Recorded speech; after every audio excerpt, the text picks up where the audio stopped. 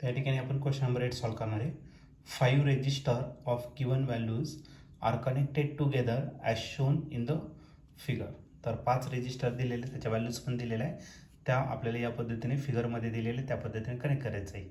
The current in the arm B D will be. या B डीमधून किती current pass होणार तो फाइंड करायचा. तर या सर्किटमध्ये आपल्याला रेजिस्टन्स आर दिलेला आहे. या चारही आर्म्समध्ये आर इतका रेजिस्टन्स दिलेला आहे. जो मधला रेजिस्टन्स आहे तो 4R आहे. तर या बी आणि डी जो पॉईंट आहे, तर या बी डीमधून किती करंट पास होणार आहे तो आपल्याला फाइंड करायचा.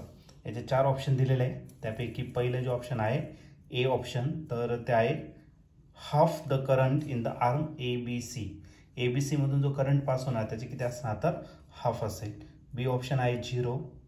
सी ऑप्शन आहे twice the current in the arm A B C. Okay. आणि डी ऑप्शन आहे 4 times the current in the arm A B C.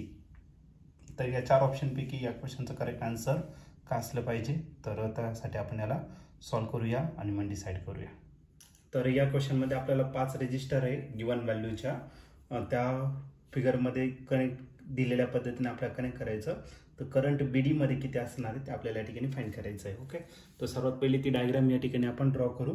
तर या ठिकाणी आपल्याला क्वाड्रिलॅटरल दिलेला आहे आणि या क्वाड्रिलॅटरमध्ये आपल्याला काय करायचं, 4 रेजिस्टर्स या ठिकाणी काय करायचे, कनेक्ट करायचं. पहिल्या आर्ममध्ये आपल्याला जो रेजिस्टन्स दिलेला आहे तर तो आर दिलेला आहे. सेकंड आर्ममध्ये जो रेजिस्टर आहे तो देखील तुमचा आर इतका दिलेला आहे. नेक्स्ट जो आर्म आहे त्याच्यामध्ये पण आर इतका रेजिस्टर आहे आणि त्याच्या पुढच्या ब्रांचमध्ये जो रेजिस्टन्स आहे तो पण किती, तर आर इतका आहे. आणि या ठिकाणी जो रेजिस्टर कनेक्ट केलेला आहे याची व्हॅल्यू मात्र वेगळी आहे आणि तो जो दिलेला आहे तो किती दिलेला आहे, तो तुम्हाला 4R इतका दिलेला आहे. या जंक्शनला ए नाव दिलेलं आहे, याला बी दिलेलं आहे, इथला सी जंक्शन आहे आणि इथला काय झाला तर डी असे जंक्शनला नाव दिलेलं आहे. आणि याला आपल्याला पॉवर सप्लाय कनेक्ट करायचा. हा त्याचा पॉझिटिव्ह टर्मिनल झाला आणि हा झाला त्याचा निगेटिव्ह टर्मिनल. ओके. तर या पद्धतीने आपल्याला सर्किट दिलेलं आहे. तर या बी डीमधून किती करंट पास होणार आहे ते आपल्याला फाइंड करायचं आहे. तर सर्वात पहिली सर्किट बॅलन्स आहे किंवा नाही ते आपण या ठिकाणी चेक करू.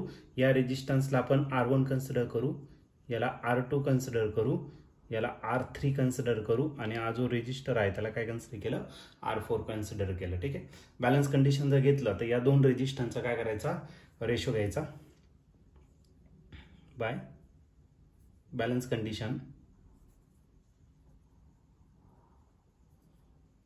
Balance condition of Wheatstone bridge आणि तो जो आहे तो किती आहे, R1 divided by R2 is equal to R3 divided by R4. हा तुमचं बॅलन्स कंडिशन आहे, R3 डिवायडेड बाय R4 ही झाली बॅलन्स कंडिशन. मग एक काम करू, याच्यातला पहिला रेशो आपण या ठिकाणी फाइंड करणार आहे, म्हणजे कोणता, R1 divided by R2 find करू. R1 divided by R2. R1 जो दिलेला आहे तो R आहे आणि जो R2 दिलेला आहे तो देखील किती आहे, R. म्हणजे याचा जो रेशो येतो की त्याला 1. आता सेकंड रेशो फाइंड करून घेऊ आपण. मग तो झाला R3 divided by R4. Okay. R3 दिलेला आहे R, R4 पण किती दिलेला आहे R.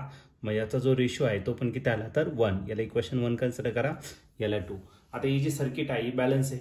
बॅलन्स याचा अर्थ बॅलन्स कंडिशन काय आहे, the potential at point B is equal to potential at point D. B पॉईंटचं आणि डी पॉईंटचं पोटेन्शियल काय राहणार, सेम राहणार. पण आपल्याला करंट विचारलं आहे, मग इकडे पोटेन्शियल ॲट पॉईंट डी इकडे प्लस, इकडे काय करा मायनस. मग potential at point B minus potential at point D is equal to काय आला 0. आणि अकॉर्डिंग टू ओम्स लॉ आता याच्यातून जो करंट पास होणार आहे त्याला आपण काय कन्सिडर करू, IG.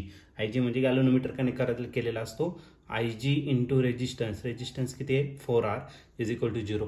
4R तर 0 राहू शकत नाही, म्हणजे आपल्याकडे एकच टर्म 0 असणार आहे, तो म्हणजेच काय IG.